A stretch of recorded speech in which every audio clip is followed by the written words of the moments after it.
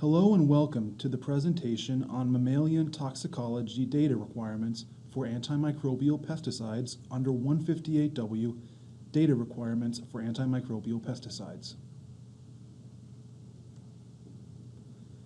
This presentation will cover the following: toxicology data requirements under 158W, how to determine toxicology data requirements based on use pattern, important points about toxicology data requirements, toxicology data requirement examples for direct food, indirect food, and non-food uses, the importance of test notes, and alternative approaches to fulfilling the toxicology data requirements.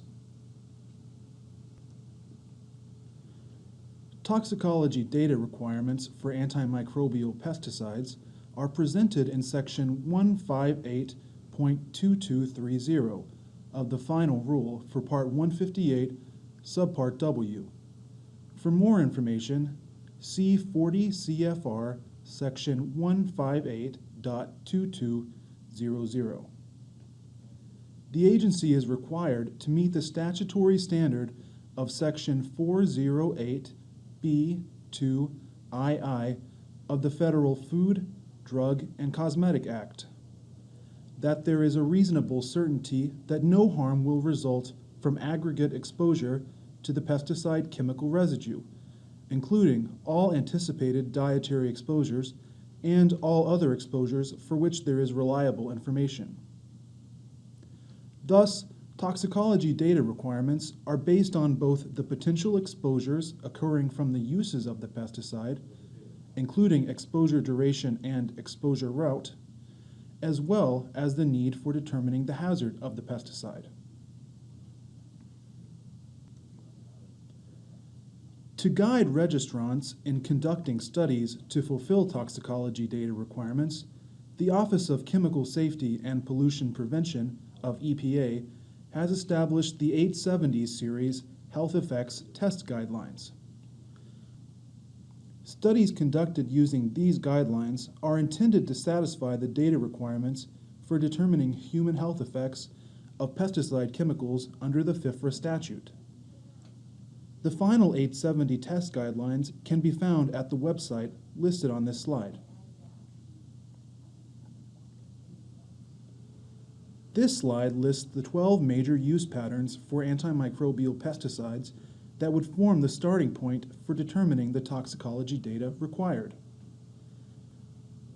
The use patterns shown in red lettering are patterns where it is expected that the pesticide may come into contact with food through a direct or indirect food use.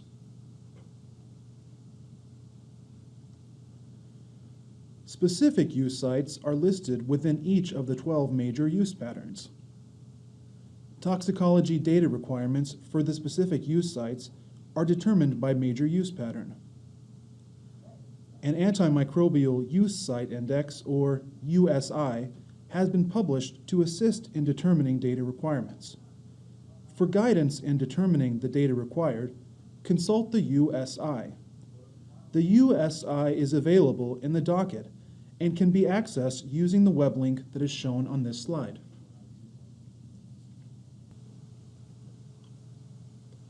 For purposes of determining toxicology data requirements, the use patterns in the table are organized according to whether it is expected that the pesticide may come into contact with food and or be present in water from antimicrobial uses, or whether there is no expectation that the pesticide will come into contact with food and or be present in water from antimicrobial uses. Food use designations are reflected in the column headers in the toxicology data requirements tables. The designations direct food use and indirect food use are applicable when there is the expectation that the pesticide may come into contact with food. The designation non-food use is applicable when there will be no expectation that a pesticide will come into contact with food. Examples of direct food use, indirect food use, and non-food use data requirements are presented later to illustrate their role in determining toxicology data requirements. To delineate further, food uses for which there is the expectation that the pesticide may come into contact with food are divided into direct and indirect food uses. Non-food uses, that is, those uses for which there is no expectation that the pesticide may come into contact with food, are divided into two categories: specific non-food use sites and all other non-food uses. A chemical is considered to have a direct food use if it is intended to be applied directly to food, or applied to a material or article for the purpose of treating food.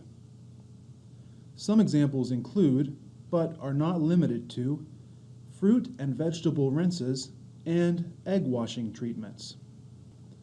An indirect food use involves application of the antimicrobial pesticide in or on a material or article that comes into contact with food and may result in residues in or on food, but the use is not intended for pesticidal treatment of food. As a result of food contact with a surface, object, or material that has been treated and or impregnated with an antimicrobial pesticide, there is a potential for residues to be present in or on food. Some examples of indirect food uses include, but are not limited to, food contact surface sanitizers, impregnated cutting boards, and food packaging adhesives. The food use designations direct food, indirect food, and non-food appear in the column headers in the toxicology data requirements tables and are key considerations when determining toxicology data requirements. It is important to note that dietary assessment contains two parts: food and drinking water. Although drinking water assessment is part of a dietary assessment, it is not part of a food assessment. Drinking water exposure can occur from anything that may go down the drain, from drinking water treatment or from industrial discharges. Potential concern for human exposure to antimicrobials from ingestion of drinking water could trigger toxicology data requirements. The toxicology data requirements decision tree on this slide illustrates the relevance of direct food, indirect food, and non-food use designations in determining the toxicology data requirements for the food portion of a dietary assessment. Note that indirect food use is divided into two subcategories based on the concentration of an antimicrobial's residues in the total estimated daily dietary intake. These two subcategories are total daily dietary intake greater than 200 parts per billion and total daily dietary intake less than or equal to 200 parts per billion. The 200 part per billion level was originally used by the Food and Drug Administration, or FDA, with respect to the concentration of residues in or on food for tiering data requirements for indirect food use biocides. The agency has also adopted the 200 part per billion residue threshold for determining toxicology data requirements for the indirect food uses of antimicrobial pesticides. To determine toxicology data requirements, the first step is to determine the major use pattern. Major use patterns for antimicrobials can be found in the USI. The second step is to determine the specific use site or sites for the antimicrobial pesticide. These are listed in the USI under each major use pattern category. The third step is to determine whether there is potential for exposure to the antimicrobial from direct food use, indirect food use, or non-food use. Next, consult the appropriate column of the toxicology data requirements table to determine applicable data requirements. Column descriptors include direct food use, indirect food uses with total daily dietary intake of an antimicrobial greater than 200 parts per billion, indirect food uses with a total daily dietary intake of an antimicrobial less than or equal to 200 parts per billion, non-food uses for specified antimicrobial use patterns, and all other non-food uses. Specified antimicrobial use patterns refer to swimming pools, aquatic areas, wood preservatives, and metalworking fluids. Generally, more toxicology data are required for direct food uses, indirect food uses with total daily dietary intake of an antimicrobial of greater than 200 parts per billion, and some non-food uses for specified antimicrobial use patterns than are required for indirect food uses with daily dietary intake of antimicrobials less than or equal to 200 parts per billion, and all other non-food uses. This slide and the next slide highlight some important points regarding toxicology data requirements. Note that for any antimicrobial use pattern, there are core toxicology data that are always required. These include an acute toxicity testing battery 6-pack, consisting of the acute oral, acute dermal, acute inhalation, primary eye irritation, primary skin irritation, and dermal sensitization tests. A mutagenicity testing battery, consisting of a reverse mutation assay, in vitro mammalian gene mutation assay, and in vivo cytogenetics assay. A 90-day toxicity study in the rat by the relevant route of exposure. Developmental toxicity tests in 2 species, preferably the rat and rabbit. A reproduction and fertility effect study in the rat, and an immunotoxicity study. The agency has published guidance about when the acute toxicity testing battery can be waived. The link that appears on this slide provides access to this guidance.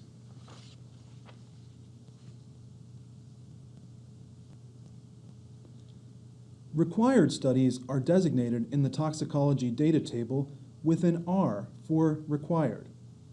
Required studies will always include the core data and, depending on the use site or sites, additional data would potentially be required. For example, as noted in the toxicology data requirements table, swimming pool uses, wood preservative uses, metalworking fluid uses, and aquatic area uses require toxicology data in addition to the core toxicology data. Again, the use pattern and specific use site or sites should be examined to determine the data required. Other toxicology studies, in addition to the core studies and required studies, may be conditionally required. These are designated as CR in the data requirements table. The test notes that follow the toxicology data requirements tables explain the conditions under which these data are or are not required. For example, a study may be designated as CR based on findings from a required study. If evidence of neurotoxicity is observed in a required study, such as the subchronic oral toxicity test, a specific neurotoxicity study is triggered. In another example, a study may be designated as CR based on the potential to reduce laboratory animal usage, such as conduct of a combined chronic toxicity and carcinogenicity study, or addition of measurements such as immunotoxicity to a required study to eliminate the need for 2 separate studies. Note that the 158W rule contains 2 new toxicology data requirements. One is the developmental neurotoxicity test, which is a conditionally required study. The other is the immunotoxicity test, which is a required study. Test notes 28, 29, and 30 provide information on the conditions under which a developmental neurotoxicity test would be required. In the next slides, we provide 3 examples of how to determine toxicology data requirements for specific antimicrobial uses. Our first example is of a fruit and vegetable wash, which is considered to be a direct food use. By definition, a use is considered to be a direct food use if an antimicrobial pesticide is used to directly treat food and/or food sources, and as a result, finite residues in or on food are expected or reasonably likely to result. A fruit and vegetable wash is a use that would be expected to result in finite residues of the pesticide in or on food. The data requirements for a direct food use of an antimicrobial pesticide are similar to those for agricultural pesticides. This is because a direct food use is interpreted the same way, whether the pesticide is an agricultural or an antimicrobial pesticide. In both cases, finite residues in or on food are expected or reasonably likely to result. In this example of a direct food use, the column header "Direct Food Uses" from the Toxicology Data Requirements table would be used to determine the required and conditionally required data. The next 2 slides from the Toxicology Data Requirements table highlight the direct food use column and the data that are required and conditionally required. This slide highlights the direct food uses column and shows the acute and subchronic toxicology data required, which are designated by R for required and CR for conditionally required. For data with CR designations, consult the appropriate test notes to determine whether or not the conditions requiring these studies are met. This slide highlights the direct food uses column and shows the chronic, developmental toxicity and reproduction, mutagenicity, and special testing data that are required or conditionally required. For data with CR designations, consult the appropriate test notes to determine whether or not the conditions requiring these studies are met. Note also that there are columns that indicate the substance to be tested for both the manufacturing use product, or MP, and the end use product, or EP. Substances to be tested include the technical grade active ingredient, or TGAI, the manufacturing use product, or MP, the end use product, or EP, the PAI, or pure active ingredient, and the pure active ingredient radiolabeled, or PAIRA.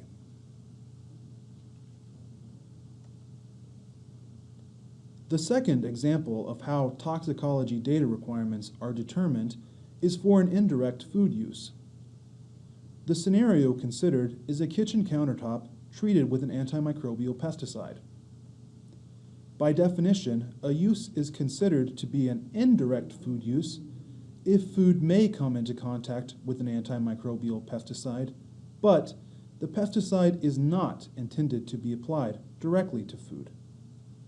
As a result of contact with a surface and/or material that has been treated and/or impregnated with an antimicrobial pesticide, there is a potential for finite residues of an antimicrobial in or on food. In this example, a kitchen countertop may contain an antimicrobial pesticide that is impregnated into the material. Food may come into contact with the pesticide when it is placed on the countertop, and some pesticide may migrate from the countertop into the food. Indirect food use data requirements are based on the estimated or measured residue of the antimicrobial pesticide in the total daily dietary intake from the use and whether the residue is estimated to be greater than 200 parts per billion or less than or equal to 200 parts per billion.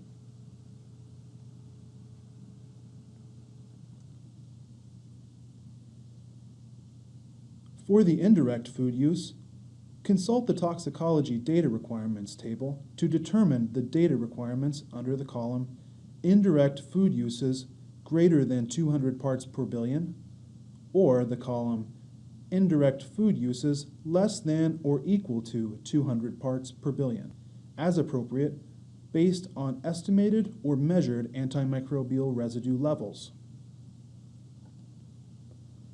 The toxicology data required when total daily dietary intake residue for an indirect food use is estimated or measured to be greater than 200 parts per billion will be the same as those required for a direct food use. In the majority of cases for an indirect food use, total daily dietary intake residue is expected to be less than or equal to 200 parts per billion, and less data would be expected to be required.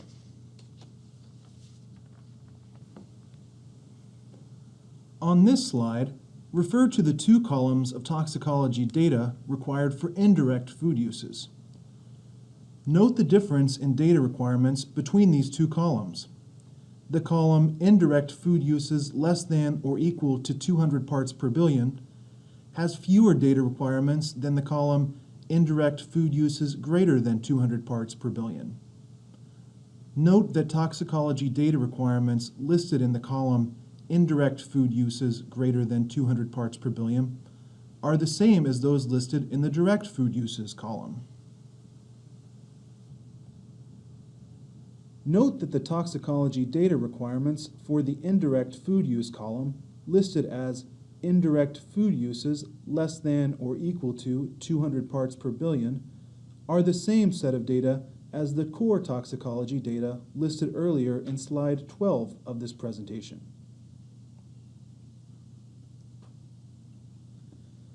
The third and final example explains how to determine data requirements for a non-food use.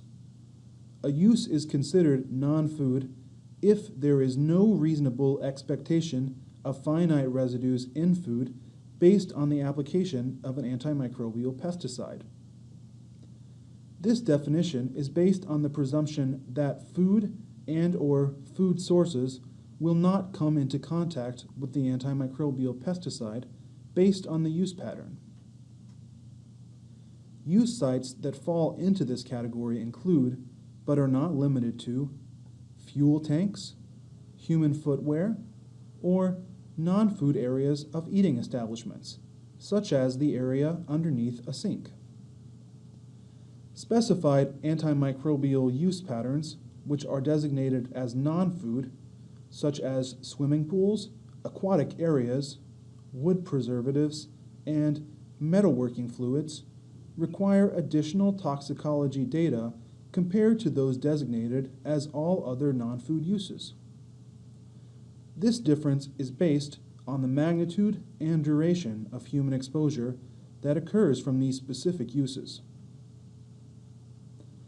Note that tolerances and/or exemptions from tolerances are not required for non-food uses.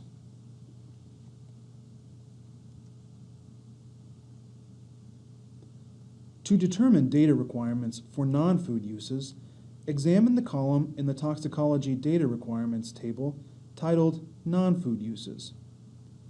Non-food uses are divided into two categories: specific non-food uses, which are listed in the subcolumn Swimming pools, aquatic areas, wood preservatives, and metalworking fluids, and all other non-food uses.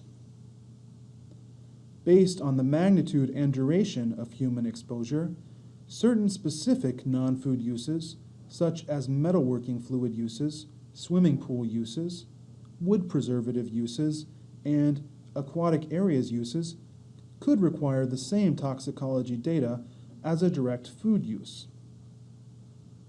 This slide highlights the acute and subchronic data requirements for non-food uses. Note the difference in data requirements between the specified non-food uses, swimming pools, aquatic areas, wood preservatives, and metalworking fluids, and all other non-food uses. For the specified non-food uses, more data are designated as required than for all other non-food uses. For data with CR designations, consult the appropriate test notes to determine whether or not the conditions requiring these data are met. This slide highlights the chronic, developmental and reproduction, mutagenicity, and special testing data requirements for non-food uses. Again, note that more data are designated as required for the specified non-food uses than for all other non-food uses. It is important to mention other functions of the test notes in the toxicology data requirements table. Test notes may describe studies that are required on the basis of findings from the core toxicology data. Test notes may also describe specific requirements for specific uses. In addition, test notes may describe approaches that can result in reduction in animal usage for a specific data requirement.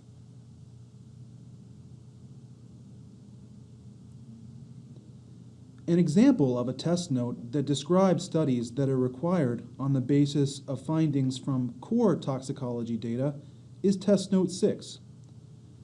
Test Note 6 states that a 90-day neurotoxicity study is required if evidence of neurotoxicity is observed from the neurotoxicity screen in the 90-day toxicity study for non-food uses and for indirect food uses, where dietary residue is less than or equal to 200 parts per billion. An example of a test note that describes specific data requirements based on a specific use is Test Note 15. The 90-day oral toxicity study, guideline number 870.3100, is listed as a required study for all use categories. Test Note 15, however, states that a 90-day oral toxicity test is not required for HVAC systems. Instead, 2 90-day studies, one by the inhalation route and one by the dermal route, are required. This is because exposure from HVAC uses is primarily by the dermal and inhalation routes of exposure. For an HVAC use, an oral study would be unnecessary, since oral exposure would not be relevant. An example of a test note that describes approaches that can result in reduction of animal usage for a data requirement is Test Note 8. Test Note 8 states that all 90-day subchronic studies in the rodent can be designed to simultaneously fulfill the requirements of the 90-day neurotoxicity and/or immunotoxicity studies by adding separate groups of animals for testing of neurotoxicity and/or immunotoxicity parameters. Prior to initiating such combined studies, protocols must be submitted to the agency for review. While the 158W final rule lays out the toxicology data requirements, it also discusses alternative approaches to addressing toxicology data requirements. For example, registrants can cite open scientific literature instead of submitting an 870 guideline study.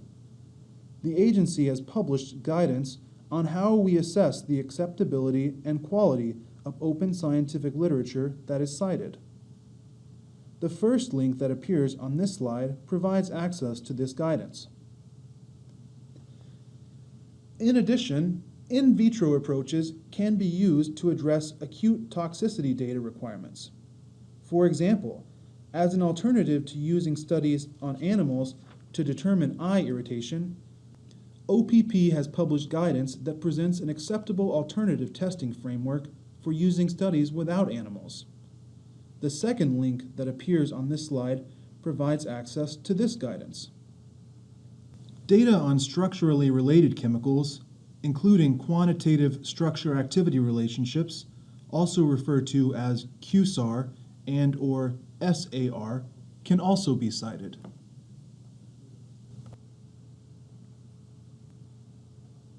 In using alternative approaches to fulfill toxicology data requirements, the registrant must submit all relevant information and/or data and state clearly why the approach is a valid alternative approach.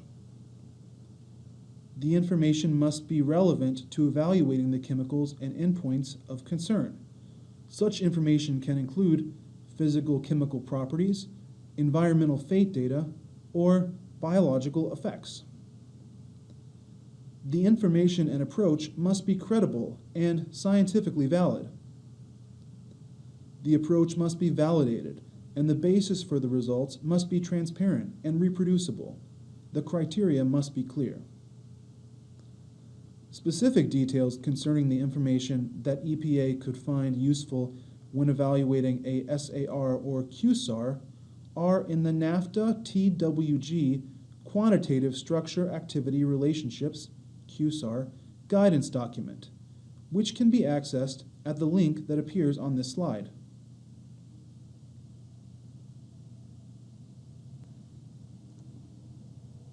If you need further information or have questions on the mammalian toxicology data requirements for antimicrobial pesticides, please contact the Antimicrobials Ombudsman at oppadombudsman@epa.gov. This concludes the presentation on mammalian toxicology data requirements for antimicrobial pesticides.